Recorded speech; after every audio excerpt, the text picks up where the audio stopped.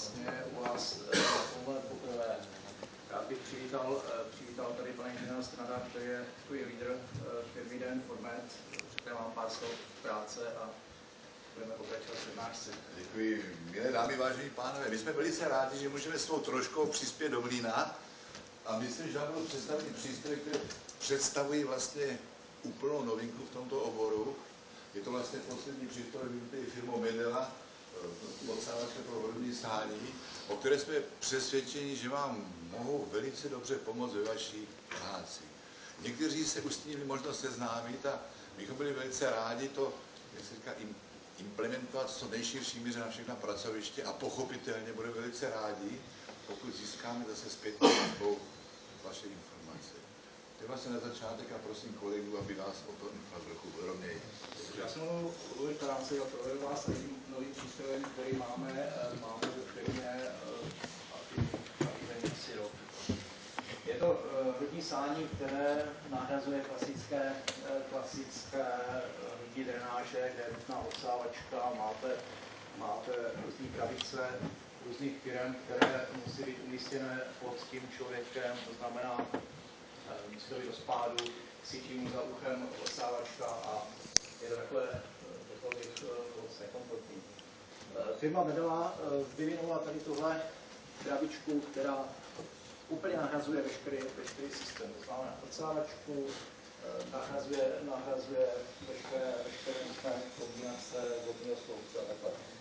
Je to suchý systém, nepotřebuje k tomu vůbec nic, takhle jak to vidíte, je to kompletní, nasadíte to na dren nebo na 2 dreny a můžete vlastně celku odsávat.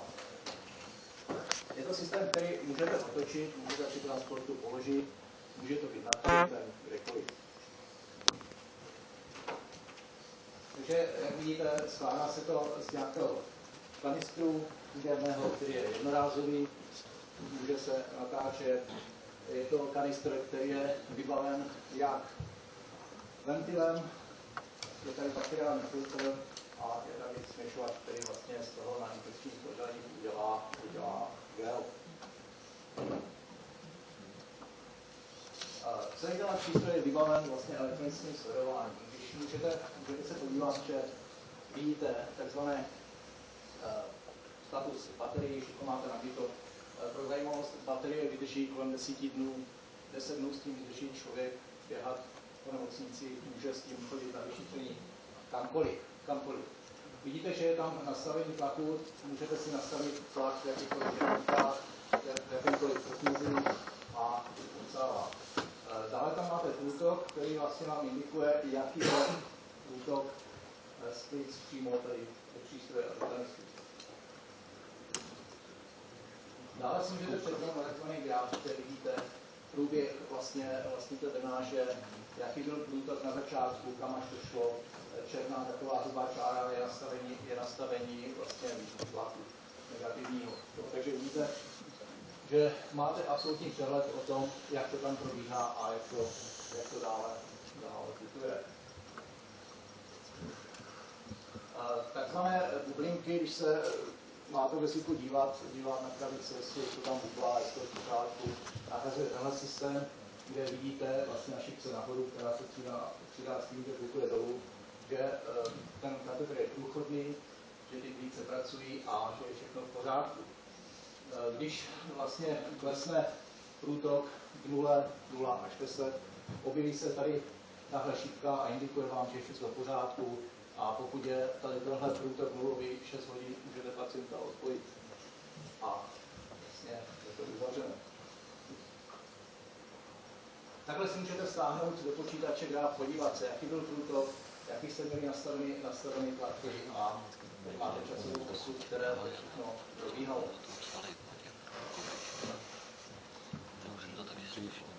Takhle vypadá výstup, který si můžete přes rozhraní USB vytisknout, přiložit do dokumentace a vidíte na to jméno pacienta, vidíte průběh vlastně průtoku, vidíte nastavený tlak, dobu, kdy to bylo zapnuto na člověka, dobu, kdy to bylo vypnuto, nejvyšší průtok, nejvyšší tlak a jiné věci, které tam můžete nastavit. Takhle to vypadá vevnitř, vidíte, že to není nic složitého.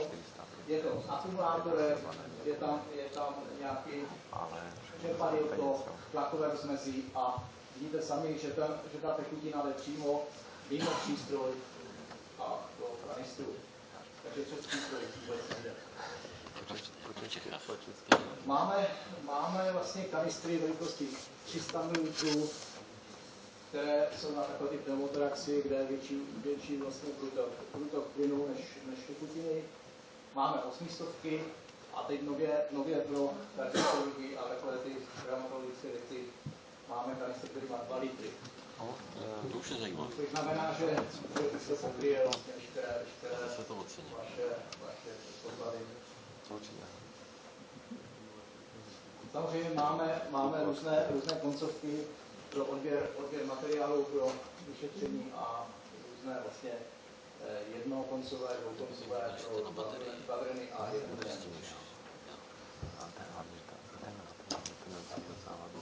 Výhody mobilita, to znamená, že v takové praxi je to zavedeno tak, že se dá 500 pasů nebo podle počtu operací denně se to dá na operační sál, kde vlastně se to dá pacientům po výkonu. Pacient s tímhle přístrojem jde na jipku, pojivce jde na standard a pak se ten přístroj vrací zpátky na operační sál. Takže tímhle kulečkem ten přístroj je využitý na 100%. Tenhle systém používají například v Ostravě na kardiochirurgii, kde už najeli tady na tento systém, koupili si 15 průkazů a takhle vlastně pracují.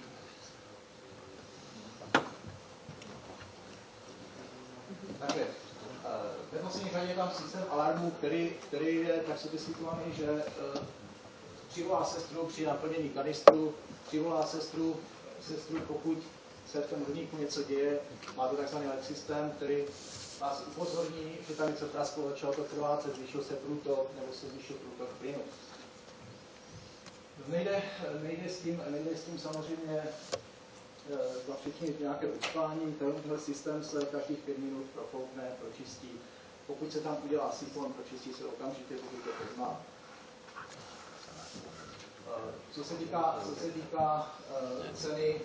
cena přístroje je stanovená, ale na spotřebním materiálu se vám ta cena vrátí během půl roku.